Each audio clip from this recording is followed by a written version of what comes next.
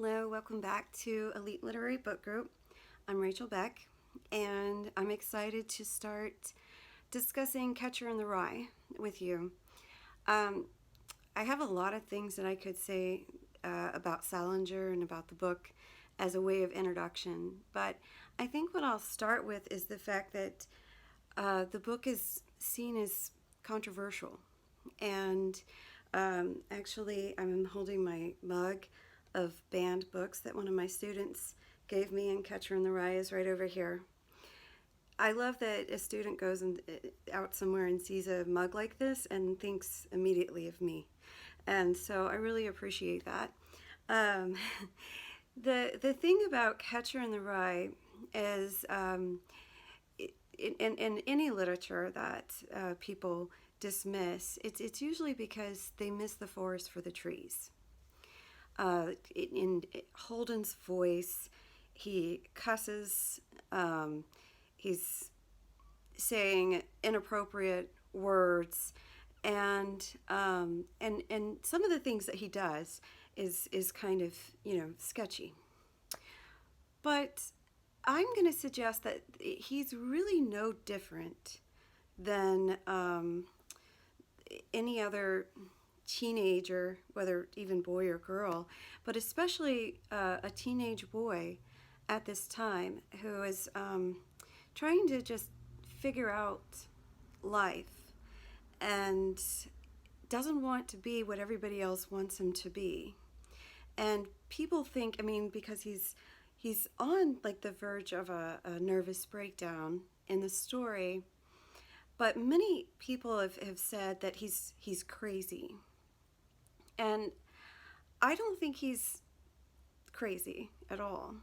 I think that he is giving a voice to what many people are, especially during this time, and even the fact that people still relate to it today.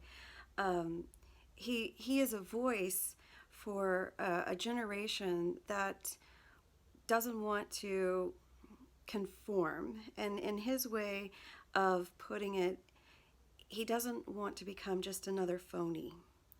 And he associates phoniness with having to grow up. You have to get a job, and then you have to try to be something that you're not so that you can be accepted in that job. And, if you look at just the textbook, ninth grade textbook, you have pieces like Romeo and Juliet, where they get basically meet each other and they're immediately infatuated with one another, and then they get married, and then of course they commit suicide. And it's all about passion and fighting, and a lot. And if you really read Shakespeare closely, you could see that there's a lot of inappropriate things he's saying. It's just that most people probably don't understand it, so they just read past it. And yet Holden Caulfield gets accused of being inappropriate. All he really wants is to maintain his innocence. I think that he's afraid of sex, and he's dealing with the fact that he's getting older, and he's very tall for his age. He even says that he has gray hair, and it's just, and of course whatever hormones and everything else that goes with it. But there's also a part of him that wants to stay pure. And this is what I mean by missing the forest for the trees. To say, oh, this is a bad book because this is what he says.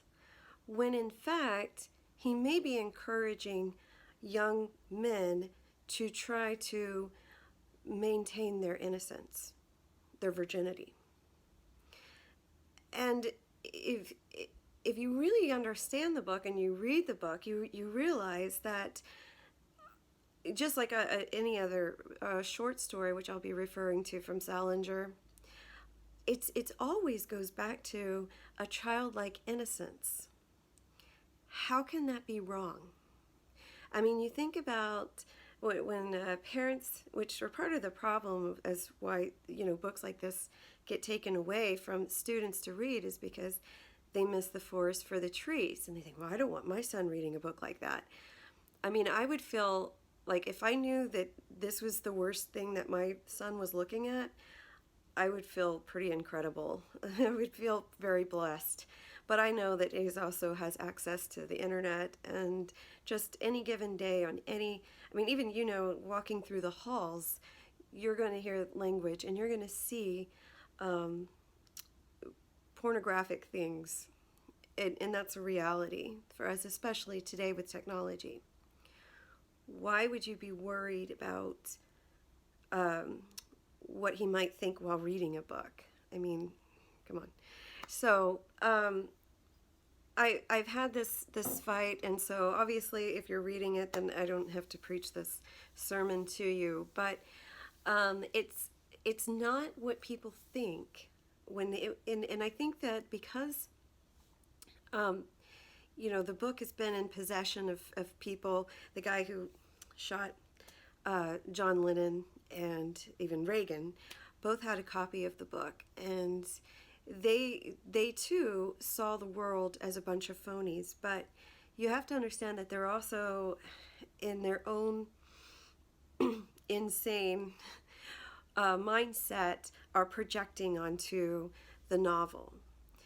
Salinger is, looking for an authentic voice, and wanting to find something noble to do with his life, which is ultimately to catch children from falling off the cliff of that phony adult world, from being just superficial, materialistic, fake.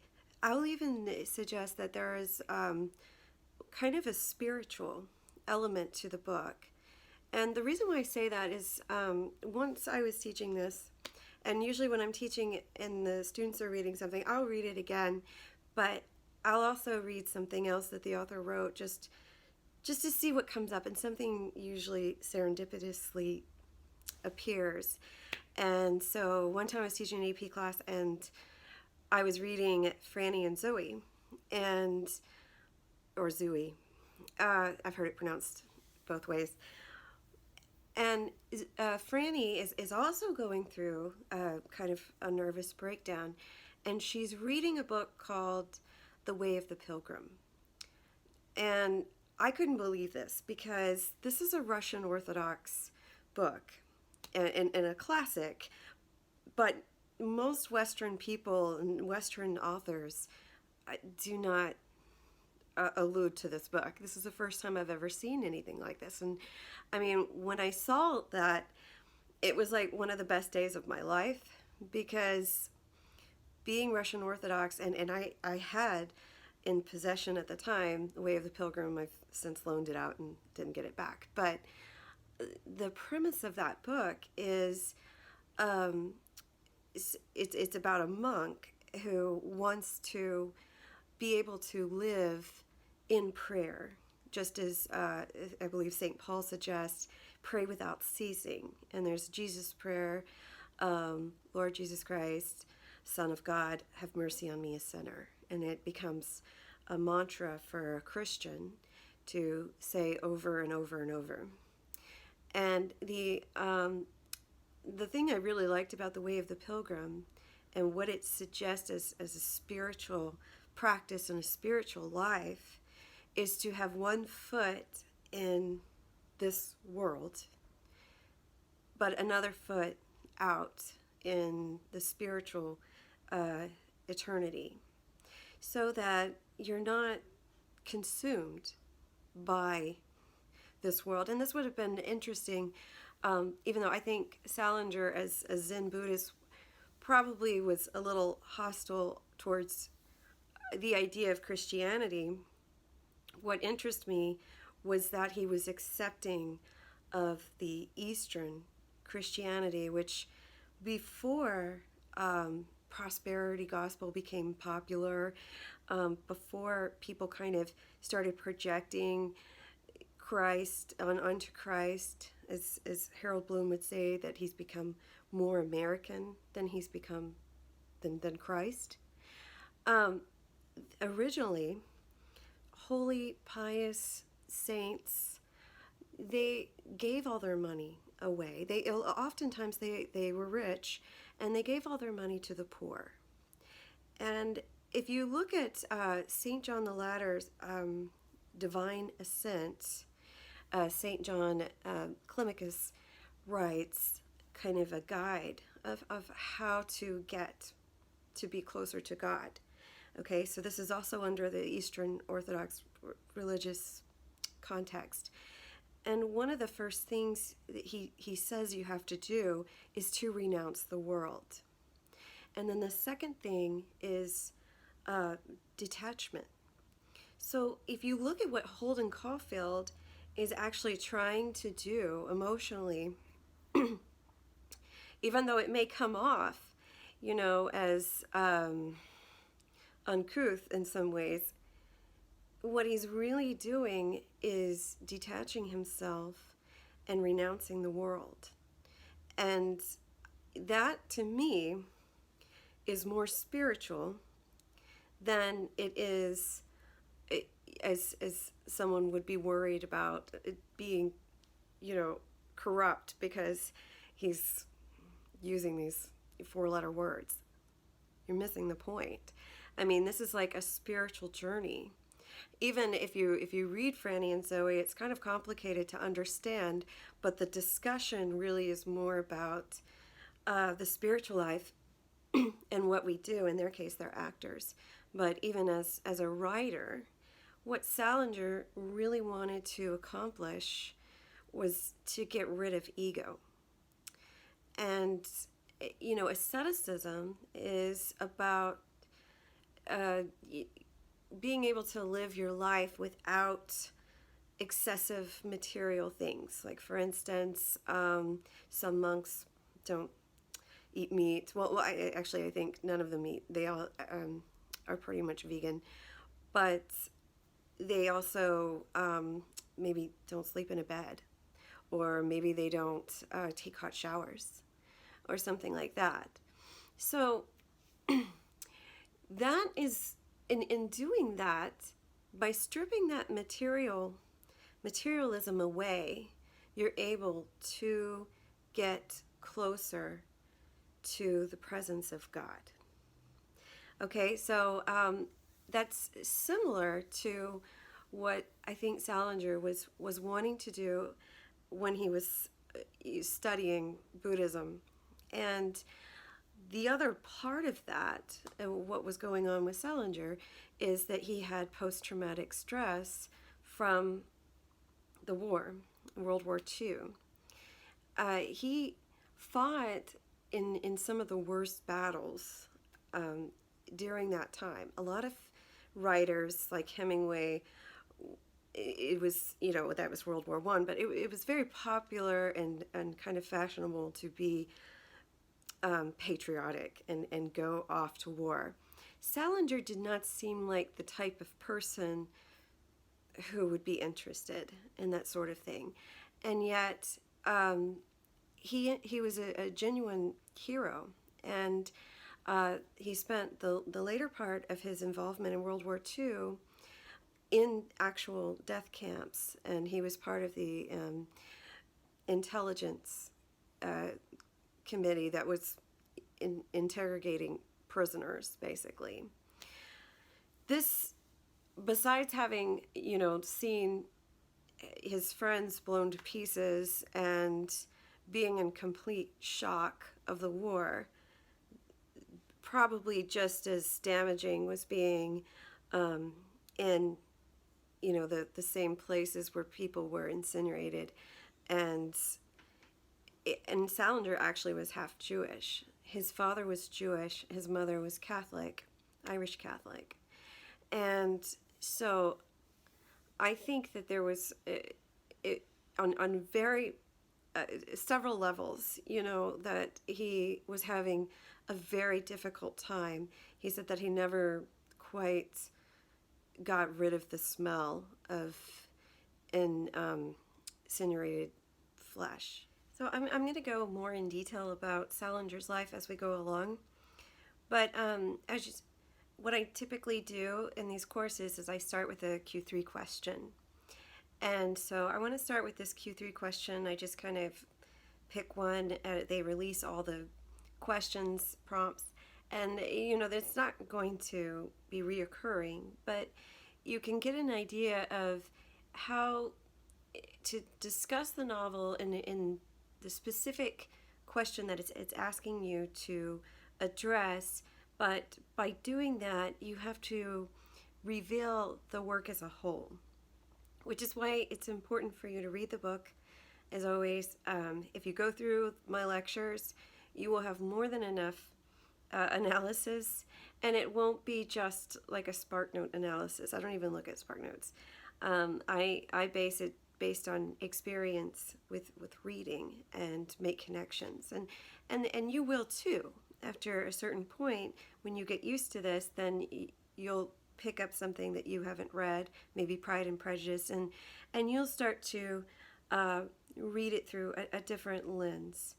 But I think it's important that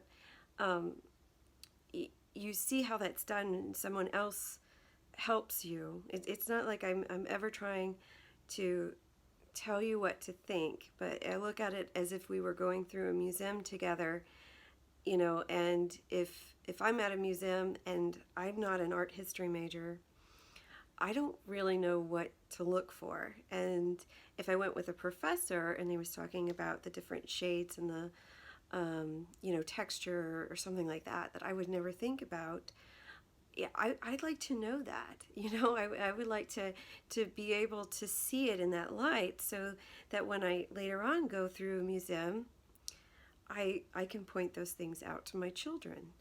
But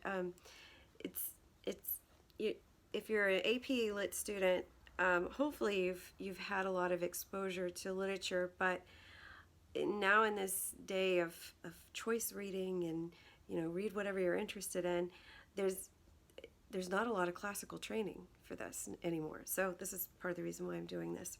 So let's look at this question. One definition of madness is mental delusion or eccentric behavior arising from it. But Emily Dickinson wrote, "Much madness is divinest sense to a discerning eye." Novelists and playwrights have often seen madness with a discerning eye. So we are going to look at Catcher in the Rye with a discerning eye at his so-called madness. So select the novel and play. The character's apparent madness or irrational behavior plays an important role. Then write a well-organized essay in which you explain what this delusion or eccentric behavior consists of and how it might be judged reasonable. Explain the significance of the madness to the work as a whole. Do not merely summarize the plot.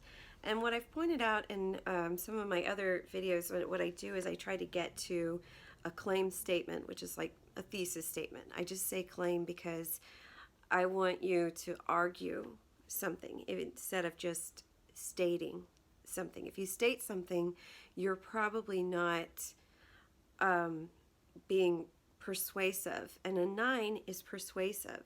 So you have to make an interpretation. And I think by looking at the background of Salinger in his own life, and looking at Holden Caulfield and what he's really actually wanting to do is not insane at all. In fact, it is sanity. And what's not sane is the fact that people are like kind of programmed just to think a certain way and do certain things, and to conform. I think that's real insanity. And to examine your life, and then to examine life, which is what we're doing with literature. I mean, really, it's kind of looking into things and trying to figure out what they mean and finding some solace for our own problems with ourself or with our friends and family or whatever it is that we have in our own lives. um, we can kind of find the answers in the story, or at least we can come to understand better. And so, yes, people have said that Catcher in the Rye is just this whiny boy. He's in a prep school.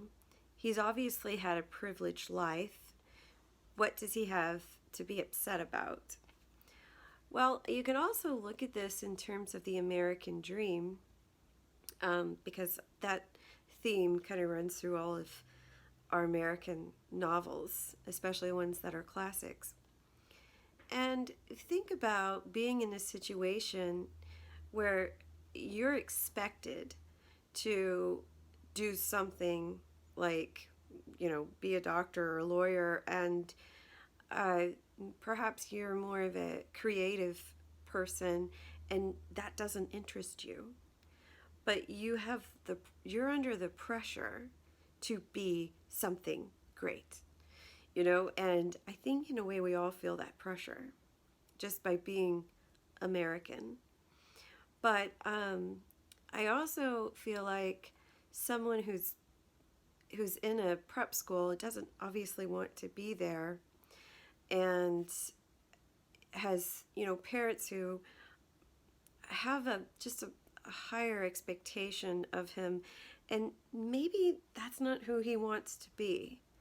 And I think that in some cases, like this comes up in the movie Dead Poets Society, where the boy ends up committing suicide who wants to be an actor. That's all he wants to do is act. And his father just cannot accept it because that's not part of, that family aristocratic background. It's not what I put you through this school for. You're fortunate. So that's enough to drive a person insane. The other part of it that I don't think gets enough attention is early on in the novel, you learn that Holden's younger brother died. And, even just he barely even mentions it, but he mentions something very significant, that he broke all the windows, and I believe he was in the garage. And, looking at that as, oh, he must be insane. Well, I mean, who wouldn't do that? He's young. He just lost, for most of us, especially during that age, your sibling is like your best friend. And there's also, besides what the parents are going through, there's, and sometimes so much emphasis is on what the parents are going through, they forget about what the siblings are going through. So I think that, in a way, Holden Caulfield is experiencing some kind of post-traumatic stress, just as Salinger was experiencing it when he was writing Catcher in the Rye. And he was really, the stories of Holden Caulfield came before the war, but he wasn't really able to sit down and write it until afterwards. And he really had to distance himself. And I think that, I've read this in one essay where he called it kind of the writing of it like a prayer. I think that he was practicing this, trying to, keep himself away from the rest of the world and the drama. For us it would be social media. Just try not to look at social media for a day, but distancing himself from that so he could really get into the character of Holden.